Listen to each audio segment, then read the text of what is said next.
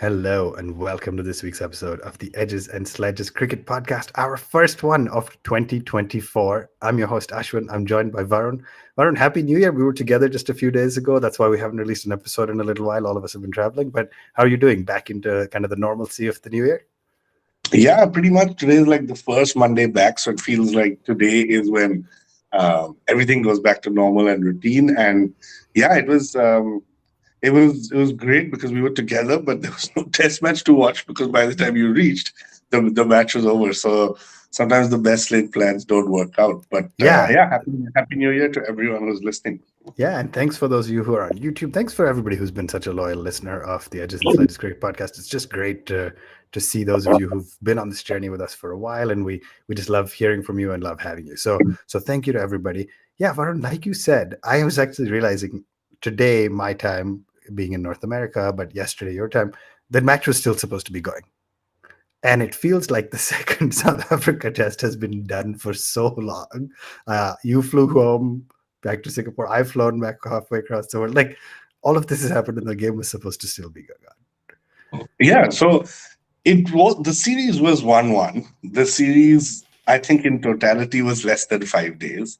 It left you wanting more because everyone wanted that third test, but we know that the South African board couldn't do it because of their South Africa T20 tournament. But overall, yeah, a bit weird because the second test, and we'll get into it, but the second test was the shortest test in the history of Test cricket, and we should talk about things like the view on the pitch, what Rohit Sharma said, just talk about the overall India performance. But let's get into that Yeah, slowly. shortest in the history, shortest ever in terms of balls bowled is just a. I mean, we've had Ahmedabad tests, we've had a lot of stuff, a lot of coverage about poor pitches and this that, but this one still blew me away. And the other thing I was going to say before we get into the specifics of the test is I live in as you do, in a country where cricket is not the predominant sport, so I often have conversations with people, and the questions are like, "Hey, why did they run back and forth, or why did they play for 5 days and this and that?" And the question that I've been asked recently, as I've been talking about this more and more, is why on earth would anybody do two tests? It just doesn't make sense. Yes, you can have a draw, so you can a two test series could be 0-0, 1-0, 1-1, or 2-0. But it just two of the top teams in the world. I know you mentioned already South Africa couldn't do it or scheduling wouldn't allow, but now we're going to play five against England. I mean, I would rather have had three against South Africa, three against England. And I know there's a lot more to it. But anyway, Yeah, thoughts?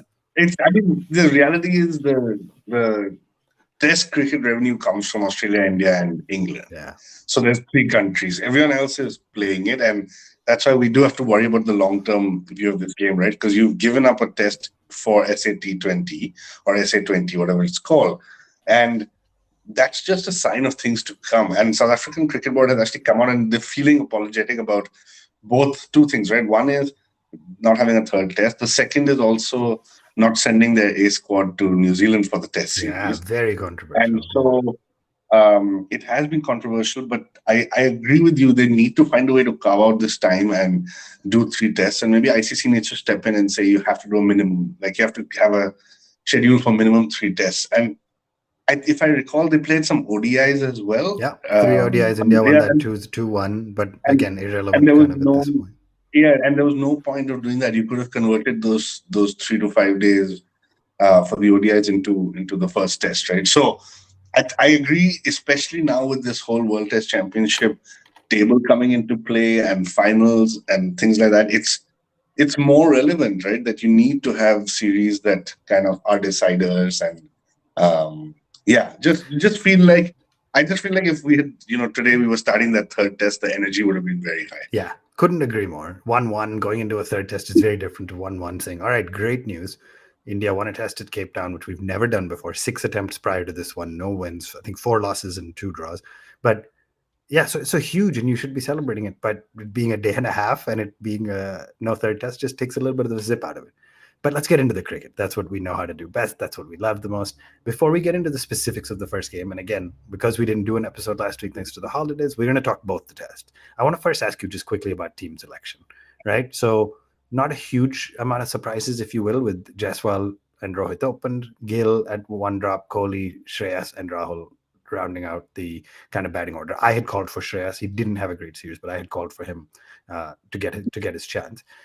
Then on the flip side, in the first test, the three players who played were Ashwin as a spinner instead of Jadeja, and Jadeja was apparently a little bit unfit. Shardul Thakur to give you that number 8 batting, and Prasidh who did play too. So really, it's just Ashwin and Thakur. And then in the second test, Jadeja came back in, and we brought in Mukesh Kumar, a little bit more of a out and out bowler. Jadeja didn't bowl at all. Now that's given the state of the test, didn't really bat much, and They're saving him for Ahmedabad, right? They there it need to is. rest for because in Ahmedabad none of the pace bowlers will bowl. So you're going to play both Jadeja and Akshar in Ahmedabad. But kind of overall thoughts on selection, the choice to play Ash first, Shardul not being as effective despite still being India's most successful bowler in best spell rather at one point in South Africa. So overall thoughts? Yeah, so let me start from the top. So I think you mentioned some of the highlights. So firstly, Jaiswal came in, and I was quite happy with that. I do see people like Jaiswal and Gaikwad being the future of Test cricket opening. So I think I'm okay with it. Jaiswal hasn't had a good outing. He needs to kind of settle in a bit more before he starts playing the shots. But it's too early because the second test, the pitch was so weird. He had no other way to play. So I was okay with that. Shubman Gill at 3. Interesting move because DJ has always said he's going to bat at 4, and it looks like that is now probably the way that it is going, right? The heir to the king. And so I think I like Shubman Gill at 3. It's just the problem is if you look at the last 25 years of cricket, he's following Dravid and Pujara. So you don't necessarily know if he has that kind of game. But then to be fair, we don't even necessarily need to believe that number 3 needs to be a Dravid or Pujara type. So it's just mentally like getting ready for a Shubman Gill type attacking player at 3. Shreyas Iyer at 5 now. I know you included him. I was okay with him. I wanted KL Rahul more, and because he was the only keeper, I was very happy with that. I think when Pant is ready, he can easily slot into a Shreyas Iyer's position.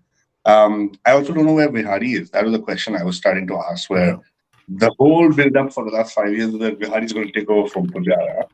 Pujara has now left, and there has been no Bihari. So, quick thoughts on the batting lineup. On the bowling, it ended, man, at 6 down, you've got Ashwin walking in, and everyone talks about Ashwin being a batsman and stuff. It just felt weak to me. Yeah.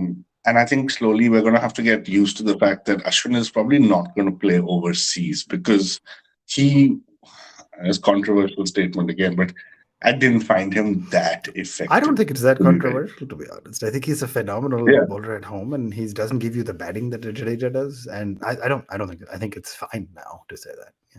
Yeah. So that's what it was. I think the guy who's just totally misplaced his Shardul, man. He's becoming in a situation where he's neither batting well nor bowling well. The odd 20 runs that he can contribute is not changing the game. In fact, if you look at the first innings, I think Shardul Thakur in 19 overs went for 101 runs.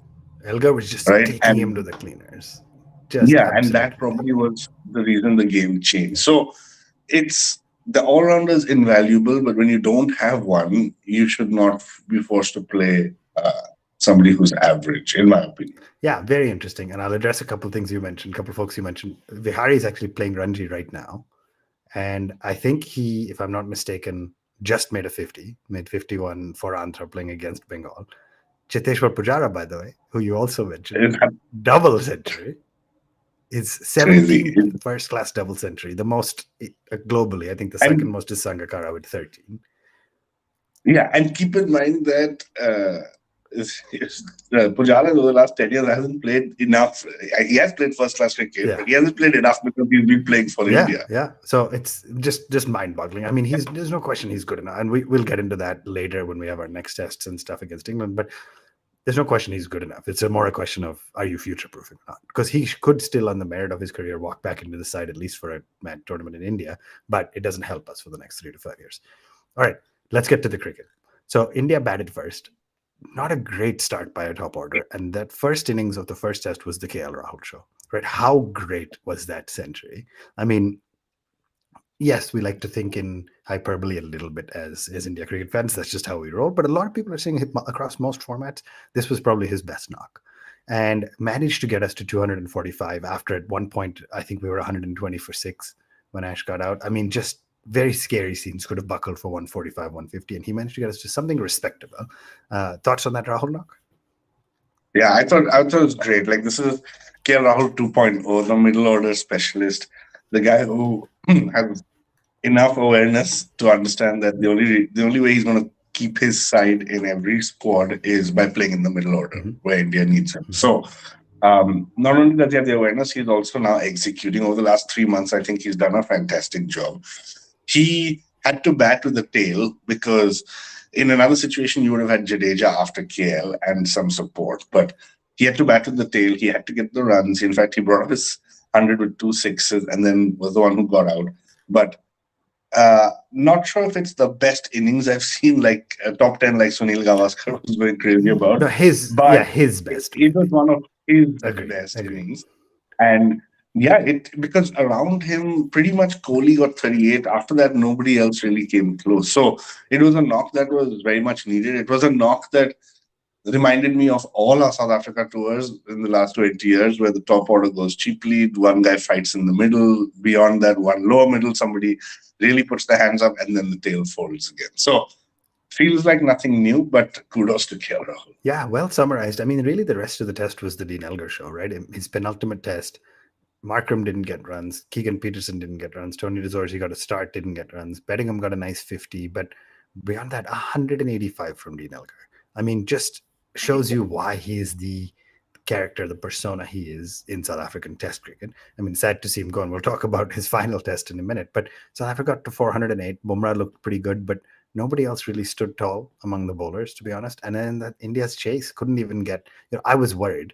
I was worried at that point where I said, "Hey, how much do they needed 160 odd?" I was worried that we'd lose by an innings, and we were with our dad, and he was like, "You got to stop being negative. It'll be fine." And lo and behold, we ended up losing by an innings. Right, Rohit got out in the third over, I think. Jaiswal shortly after, and then Kohli put up a bit of a fight. But just let's talk finally about the just the tail. Nothing happened. This was the example of where when Iyer got out, and then Rahul, Ash, Shardul, Bumrah, Siraj, all single digits.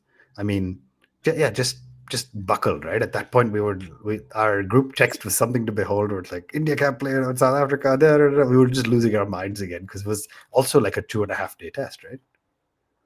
Yeah, and I think it's not acceptable. Only two figures got to double digits, Yeah. right? Gill and Kohli. So to me, completely not acceptable. I think losing by an innings was terrible. We should have put up a bigger fight. The minute Elgar and Janssen got stuck in, you knew that the game is out, right? So out of our reach. So the other call out I just want to make was Marco Janssen, right? We're talking about Shardul Thakur and Hardik Yeah. Pandya. I mean, this guy is a better bowler than both of them. Yeah. And when he bats at 6 or 7, he's made 84 in a test match. So you just have to find ways to bring out these kind of players. But I think that partnership just took away the game, and we were never in it after that. I think we did miss out calling Rabada as well. Rabada's fire. He was Rabada, absolutely fire. I He mean, he was picked up just 7 wickets in the game, yeah. and it was looking scary at one point. Like you didn't want to face Yeah. him if you were sitting in that Indian camp. For sure. First innings, especially, he was unbelievable. Second innings, Nandra Berger looked pretty good. It was interesting to see his confrontation with Virat. I don't know if you got a chance to see that, but he, threatened to kind of throw the ball. Virat's not a guy who backs down. But then walking off at the end of the session, Virat kind of went and shook his hand. And it was great to see. That was kind of the epitome of Test cricket for me and everything Virat brings to it, right? All right. Let's talk then about the second game. A lot more fun, a lot easier for us as Indian fans to talk about. But the second game starts. South Africa won the toss actually in Newlands at Cape Town, and kind of the ancient wisdom, not ancient, but the wisdom has been if you win the toss at first, you have to get through an excruciatingly tough first session of play. You have to. Everybody's known that. AB de Villiers has said it. Anybody knows it. But if you get through that first session of play, then it starts to ease up batting wise. And lo and behold, Mohammad Siraj, I think somebody told him it was a Sri Lanka match because Yeah, he shows up, they picks up definitely did. 6. And yeah, just talk us through that first innings and 55 all out. I mean, every time you looked up, it felt like another wicket had fallen. Yeah, I couldn't keep up. Honestly, I just couldn't keep up with the wickets because every time we looked out, there was a wicket. I think every alternate over there was a wicket because this guy was on fire and Bumrah was supporting him very well. But that's the thing about Siraj. He just every 4 to 6 weeks he rocks up, pulls out a team for 50, and then Then he doesn't has a show couple up. of quiet matches. Yeah. And then just goes around doing his thing, and then again suddenly 6 weeks. Like it's happened 3 times in the last 4 months, I'd say, from the Asia Cup. 6 for 15. I mean, just wild kind of numbers. Which is still, by the way, not the best bowling figures for an Indian in Yes, South I knew you were Africa. going to make up Shardul. I need any opportunity to praise Shardul. Yeah, but it was unbelievable. Like, I just don't know. He's just got this knack of like I feel like you should analyze what Siraj has done for the day before he does this. Like the Like, chart. Oh yeah, yeah, yeah, yeah. like what he's eaten, how much he's slept, who he's spoken with, and just replicate that every time because it, this is unbelievable. To come out and do this 3 times in the last 4 months is something else. Absolutely. I mean, just absolutely incredible. Again, the big one being Dean Elgar, right? I walked in, Markram got out pretty quick. And the first thing I was saying is, that's all fine. Markram got out fairly quick in the first match, too. If we can't get Dean Elgar, this match might be over. And we did get him. I mean, the top score in that innings was 15. Unbelievable from Bumrah as well. Mukesh Kumar picked up a couple near the end. I mean, just a tremendous bowling performance. And yet somehow, not the craziest thing to talk about is 55 all out is not the craziest thing to talk about. But let me paint the scene for you. 55 all out. India's chasing their first opportunity to win in Cape Town. Jaiswal comes out, gets bowled by an absolute peach from Rabada again. Still pretty solid. Rohit starts consolidating. If I told you we went in chasing 55 all out, we were 153 for 4, how would you react? It's pretty good, right? It's Yeah, not great, but it's not bad. I mean, I would be easily looking at 275 Yeah. and looking to finish the match off with an innings defeat. Like that. That's what my perspective would have been. And then what happened? What was the reality for our listeners So, who've been living under a rock and didn't get to see it? What happened?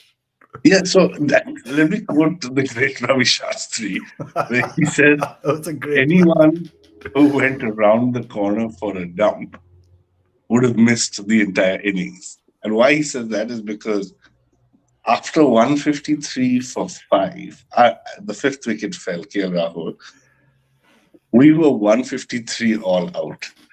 We lost 6 wickets without adding a single run to the scoreboard. And In that was 11 just balls. shocking in 11 balls, which basically means less than every alternate ball Yep. we were getting out. And just shocking. Like you look at the tail 0 of 2, 0 of 2, 0 of 1, 0 of 3, 0 of 0. Um, it, I don't know. I was just shocked. And again, it talks to me a little bit about the tail is just too long. We got to figure out some solution. Yeah, I mean, DJ and I've joked before on the show, like when I think it was an episode you weren't on, but if somebody enterprising, some sort of coach creates an academy for fast bowling all-rounders and just focuses on that to create India, they will get fast-tracked into the team. You don't even need to be the best fast bowler all-rounder. You need to be a guy who can bat at 8 even and bowl decently, and you'll walk into this team. Yeah, but it doesn't happen. It just doesn't happen. It just doesn't. That's what I mean. Somebody needs to. Since 1980, we've only had 2. Yeah, but also, the only reason I have some hope is because until 10 years ago, we didn't even have quicks like this. And now we're churning out lots and lots of good quick bowlers. So my belief is if there's a concerted effort, there will be more quick bowling all-rounders. We're just not there yet. But yeah, went from the potential to, like your point, 220, 230 run lead on a tough wicket to a 98 run lead. South Africa then came back. Markram played an absolutely brilliant knock. Absolutely brilliant. Again, made a phenomenal century. On that as everybody, wicket. On that wicket to get a century as everybody else was getting out. Again, phenomenal spell this time. A second 6 for in the match, this time for Bumrah, who looked outstanding in this match too. And yeah, we know how it ended. India needed about 79-80 to win the test match. I loved, by the way, I don't know if you saw this, but I loved that Jaiswal clearly came out with a mandate to try to just knock off 25-30 as fast as possible. And if he got out quickly, they would have slowed down. But I love that when you're only chasing less than 100 runs, even getting 20 quick runs just takes the zip out of the bowling attack. So thoughts on that approach for the chase? Yeah, I thought it was great. I also think there was no other choice. The pitch. Yeah. Let's talk about the pitch, right? It wasn't a terrible pitch and it wasn't a great pitch. Which brings me to the fact that it wasn't even in the middle. It was a bad wicket, but it wasn't a terrible wicket. I don't know if that makes sense. But So, yeah, yeah, no, help me think about it then. A lot of people are criticizing the pitch. A lot of people are just saying the pitch was fine. Test pitches should be supporting quick bowlers, but we've lost. T20 has meant we've lost our ability to bat, and nobody's grinding it out, and this that. Where is your head at on that? Obviously, the truth is somewhere in the middle, right? yeah. I mean, uh, in the first innings for both sides, you kind of felt like the bowling was very superior. By the time the second inning started, you realized this pitch is just doing all sorts of things, right? So I would be very surprised if a pitch like this gets even an average rating. It has to get a below average rating because it's finished in under 1.5 days. Yeah. But again, it comes back to me saying I don't necessarily think the pitch was terrible. I just don't think it was a good pitch. And that to me was like based on the second innings when uh, South Africa got out for 176. Pretty much everyone was single digit or 10, 11. And then Jaiswal got out, Rohit Sharma got dropped very easy, Gill got out, Kohli got out. So technically, we lost 4 wickets Yeah. even in our chase of 70 or 80. Yeah. And so, yeah, I mean, that's what it is now. Rohit Sharma came out after and said something interesting, which is, I'm okay with this pitch. I'm okay to take it as a challenge. Just shut up about the India pitches there. Because I'm not complaining. Yeah, I mean, we're predictably 3 weeks away or whatever it is, 4 weeks away from a 2-day, 3-day match in Ahmedabad or whatever. I haven't even looked at where the England matches are. And then everybody's saying pitches are useless because it spins on day one. And the fact that off of a good length, the bounce was so variable, I'm 100% with you. And I'm fully supportive of what Rohit said is, listen, just hold the same standard. Either say it's fine or say it's not, but don't do this crap where you say it's a fast bowling wicket, it's great, and spin bowling is not. It's just hold the same Yeah, standard. exactly. And so we kind of hobbled and wobbled our way there. Like we got there in the end. It ended up being a great win. Um, I think last time, if I remember correctly, we had lost the series in South Africa, right? Yep. We were 1-1 and lost the third. Yep. So I wish there was a third because I think we would have done well. No guarantee we would have won, but technically our best performance in South Africa, along with a previous tie, I think sometime during MS Dhoni's era. So overall, weird because not enough time to process what has happened because it was only under 5 days. Even contests always leave you kind of wanting more. Yep. But can't fault the team too much because they did come back. So a bit of a weird feeling after this series. I think that's a good summary. Like it just didn't give you enough time to process. Is the reality of it a pretty bad loss, a pretty large win, and that kind of wrapped up the India South Africa series.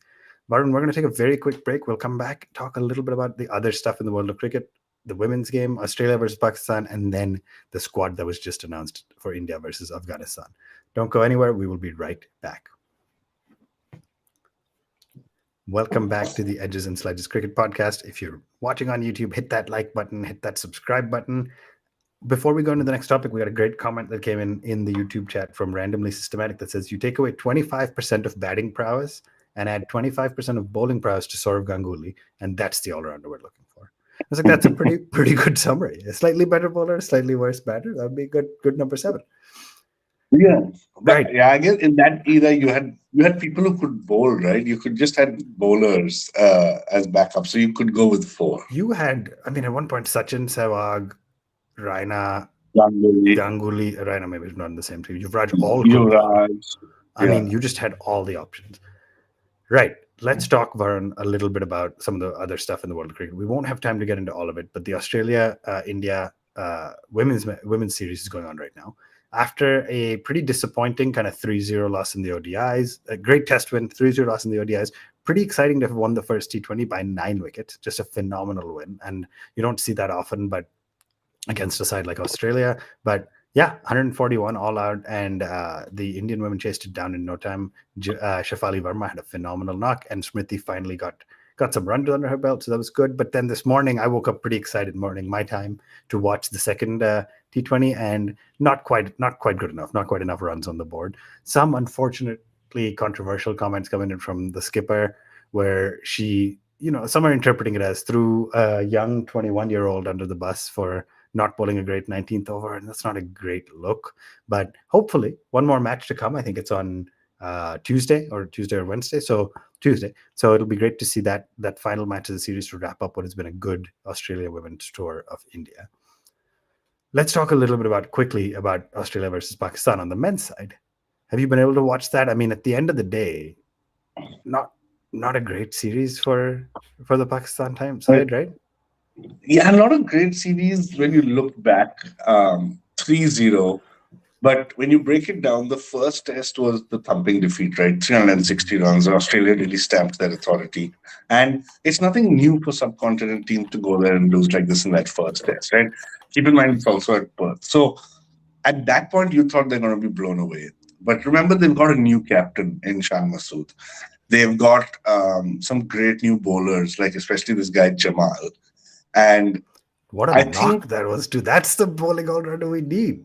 What a dude, what an innings. Yeah. that was something else. So what I would say is, I think the 3-0 could have very easily been a 2-1 or a 2-0.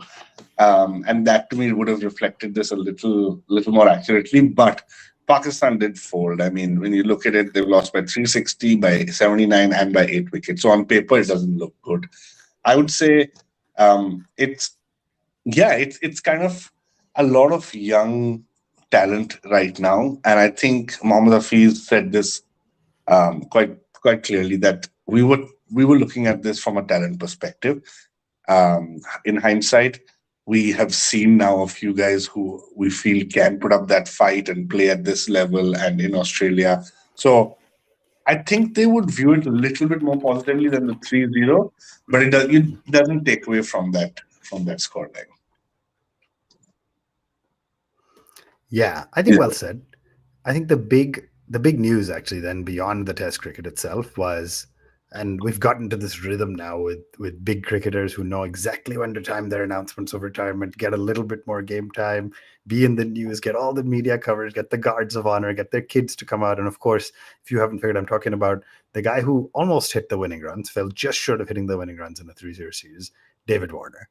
Now he's still going to play in T20s. He still, interestingly, also raised his hand and said, I'm available for the 25 Champions Trophy, which is not a format I'm playing any matches until then. So a little bit odd, a little bit like what Stuart Broad did with ODIs, to be honest.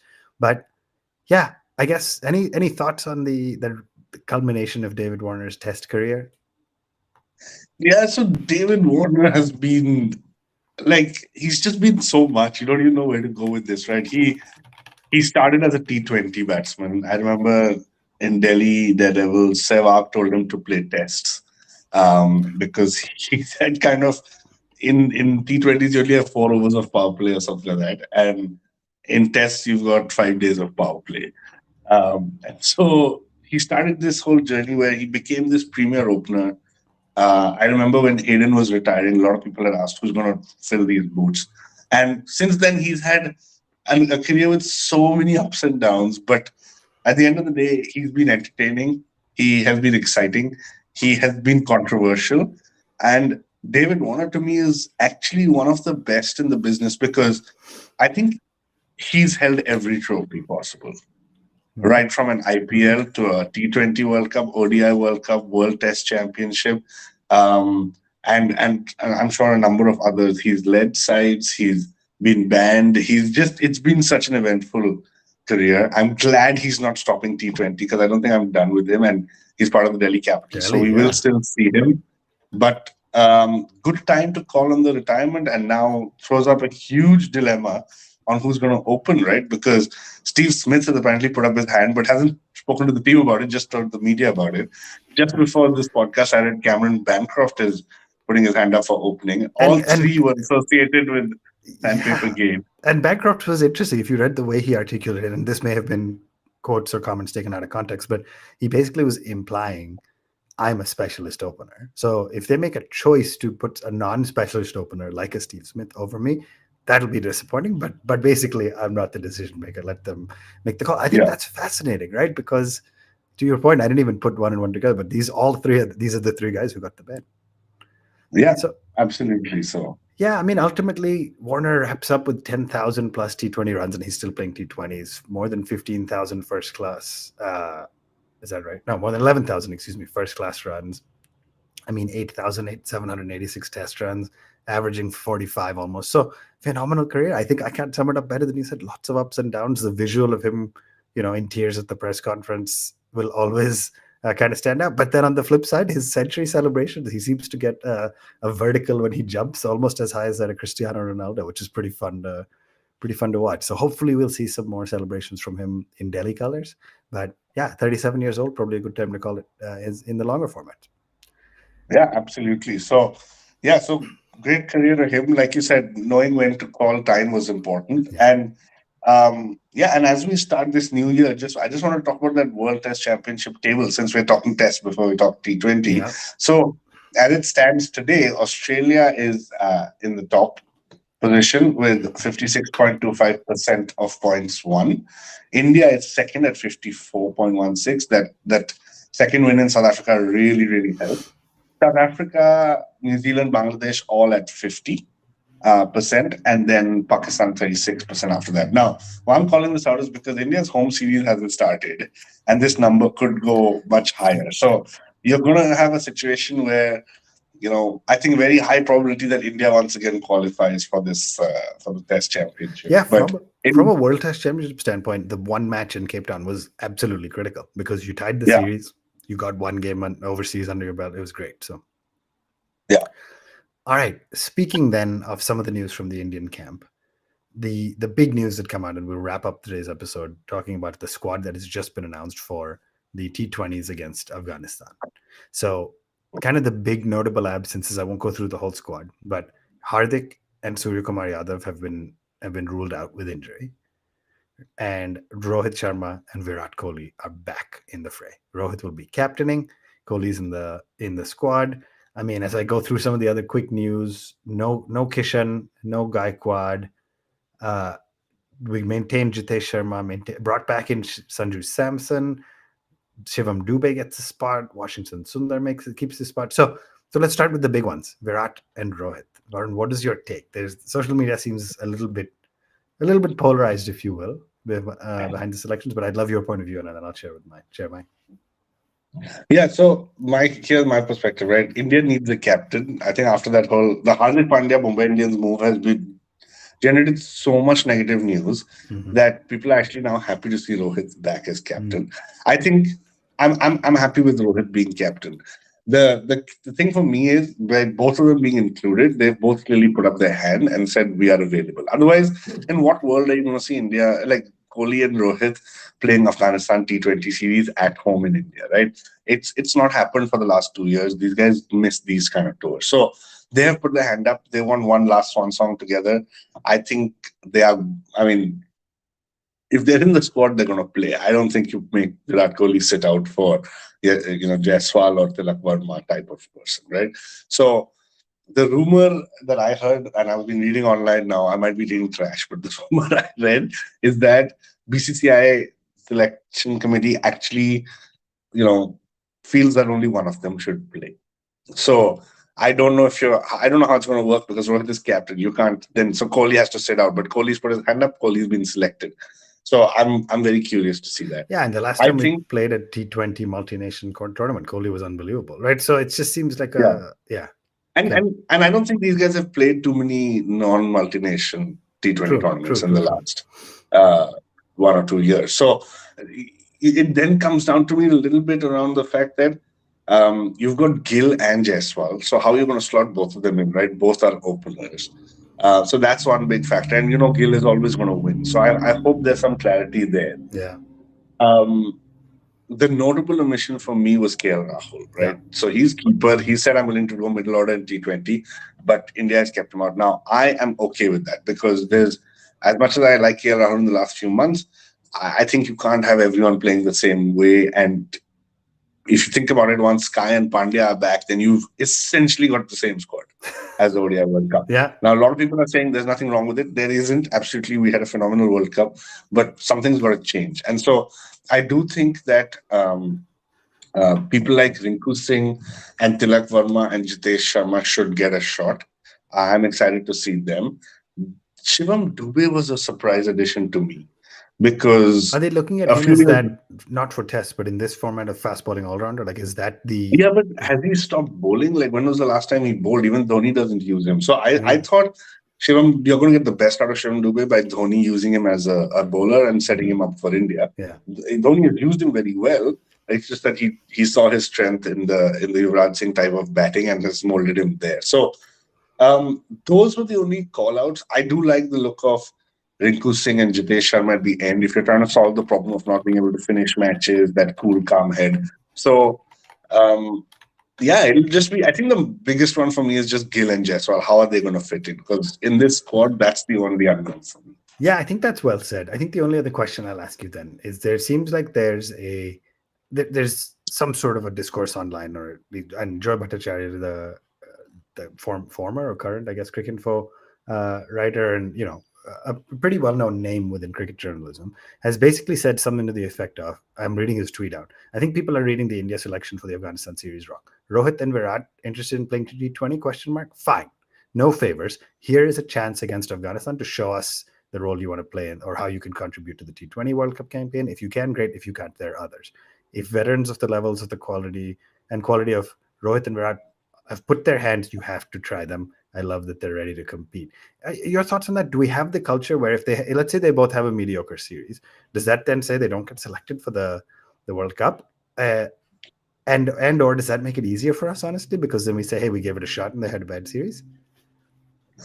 I don't. So it's a very interesting. I don't think this one bad series is going to say that, oh, now Kohli can't play because he didn't do well in this, right? Mm-hmm. I think the loser in this, just to me, is going to be Kohli, because if Rohit Sharma is captain, um, he has to play, and Yeah. I kind of see it like, why would you play both these guys in a T20? Yeah.